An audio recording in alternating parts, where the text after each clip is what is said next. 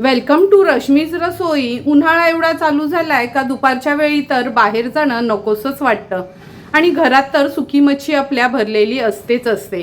म्हणून ठरवलं चला आज तुमच्यासाठी पडवळमध्ये सुकी कर्दी घालून आमच्या आगरी कोळी पद्धतीने ह्याचं सुकं कसं बनवायचं ही रेसिपी आज मी तुमच्यासोबत शेअर करणार आहे।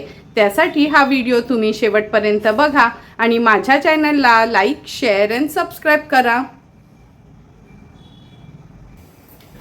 आज आपण आमच्या आगरी कोळी पद्धतीने सुक्या करंदीमध्ये हे पडवळ घालून तव्यातलं असं थपथपीतच करणार आहोत। त्यासाठी जवळपास वाटीभर मी ही सुकी कर्दी घेतली आहे। हे बघा निवडून वगैरे अशी साफ करून घेतली आहे आणि पाव किलो पडवळ घेतला आहे। सुकी कर्दी स्टोर कशी करायची ते मी तुम्हाला सांगते। हे बघा अशा ह्या डब्यांमध्ये ना मी सुकी कर्दी आणली का निवडून वगैरे अशी साफ करून ठेवते आणि हे डबे आहेत ना सर्व फ्रीझरमध्ये झाकण लावून आपण ठेवू शकतो, म्हणजे वर्षभर पण ही सुकी कर्दी असो जवळा असो अगदी असाच छान पांढरा शुभ्र राहतो। तर चला मग सुकी कर्दी आणि पडवळ कशी बनवायची ते बघूया। सर्वात आधी ही सुकी कर्दी आपण जी घेतली आहे ना त्याच्यामध्ये थोडंसं मी गरम पाणी ॲड करते। पडवळ शिजायला काही जास्त वेळ लागत नाही, पण कर्दी शिजायला थोडासा वेळ लागतो, म्हणून अशी गरम पाण्यातनं एक 10 ते 15 मिनिटासाठी ही सुकी कर्दी आपण भिजत ठेवणार आहोत। तोपर्यंत पडवळ पण कापून घेते, कांदा वगैरे पण चिरून पूर्वतयारी करून घेऊया। जवळपास 15 ते 20 मिनिटं झाली आहे। ही कर्दी आपण अशी गरम पाण्यात भिजत ठेवली होती। हे बघा भिजून छान अशी थोडी मऊ पडली आहे। नंतर हे आपण एक वाटी कर्दीसाठी पाव किलो पडवळ घेतली होती, त्याचे पण असे हे पीसेस करून घेतले आहेत। एक मोठ्या साईजचा कांदा बारीक चिरून घेतला आहे। 2 हिरव्या मिरच्या आहेत त्या पण कट करून घेतल्यात। 2 चमचे आलं लसूण क्रश आहे किंवा तुम्ही लसूण चेचून आणि आलं अगदी बारीक कापून घेतलं तरी चालेल। एक मोठा टोमॅटो असा चिरून घेतला आहे। अर्धा चमचा आपण रश्मीज रसोईची ही सेलम हळद वापरणार आहोत आणि एक मोठा चमचा भरून रश्मीज रसोईचा हा आगरी कोळी मसाला आपण यूज करणार आहोत।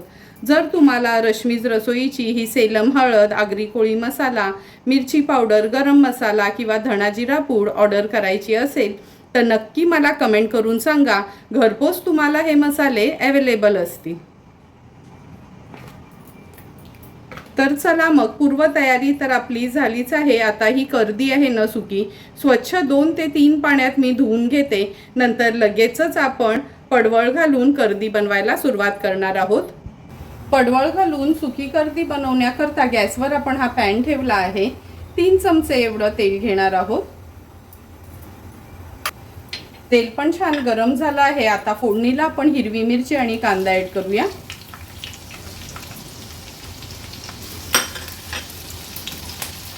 2 चमचे आलं लसूण क्रश घेते, तो ॲड करणार आहोत।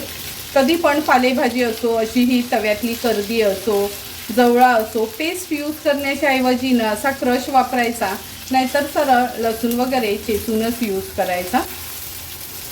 कांदा व्यवस्थित तेलात परतून घेते।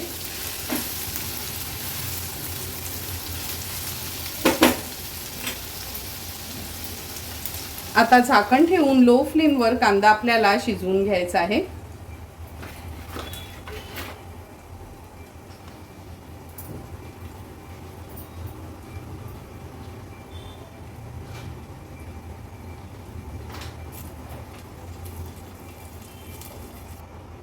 एक 2 मिनिटं झाले आहेत, झाकण काढून बघूया। कांदा पण व्यवस्थित शिजला गेला। आता गॅसची फ्लेम मी मीडियमवर करून घेते।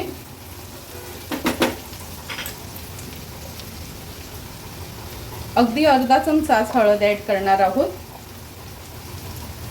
एक मोठा चमचा भरून रश्मीज रसोईचा हा आगरी कोळी मसाला यूज करणार आहोत। हळद आणि मसाला तेलावर छान असा परतून घ्यायचा आहे।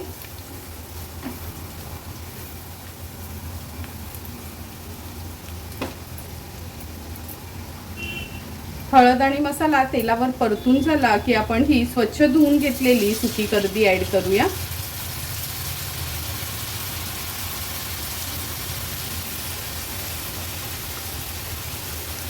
आता ह्याच्यामध्ये पडवळ ॲड करते। टोमॅटो,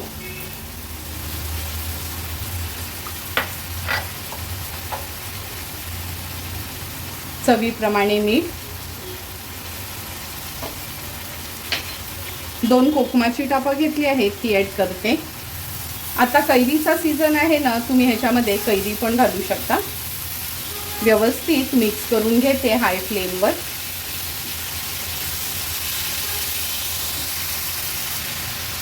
हे बघा, व्यवस्थित मसाल्यामध्ये कर्दी, टोमॅटो आणि पडवळ आपण परतून घेतलं आहे।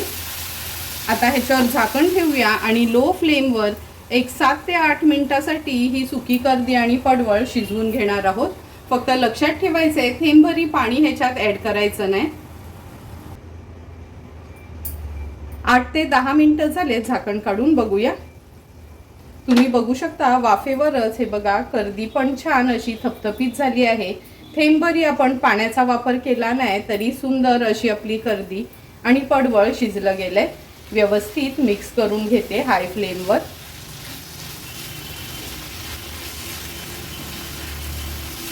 हाय फ्लेमवर असं परतून झालं ना का ह्याच्यावर झाकण ठेवते आणि गॅसची फ्लेम स्विच ऑफ करते।